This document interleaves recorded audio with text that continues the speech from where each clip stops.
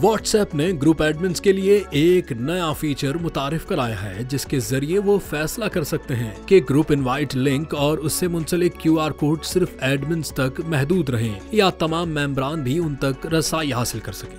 इस फीचर के फाल होने पर ग्रुप के तमाम मेंबरान ग्रुप की मालूमात के सफ़े से इनवाइट लिंक और QR कोड देख और शेयर कर सकेंगे। ये फीचर खास तौर पर अवामी ग्रुपों जैसे फैन क्लब्स, इवेंट्स या मुबाहिसों के लिए मुफीद है, जहां नए मेंबरान को जल्दी शामिल करना जरूरी होता है। इससे एडमिन्स की मेहनत में कमी आएगी और ग्रुप की तरक्की में तेजी आएगी। अगर एडमिन चाहें तो इस फीचर को ग्रुप सेटिंग्स में बंद भी कर सकते हैं। अगर ये फीचर बंद किया जाए तो इनवाइट लिंक खुद ब खुद रीसेट हो जाएगा ताकि गैर मिजाज रसाई को रोका जा सके। ये फीचर व्हाट्सएप की ग्रुप मैनेजमेंट के लिए एक अहम कदम है, जो ग्रुप की सिक्योरिटी और इंतजाम को बेहतर बनाता है।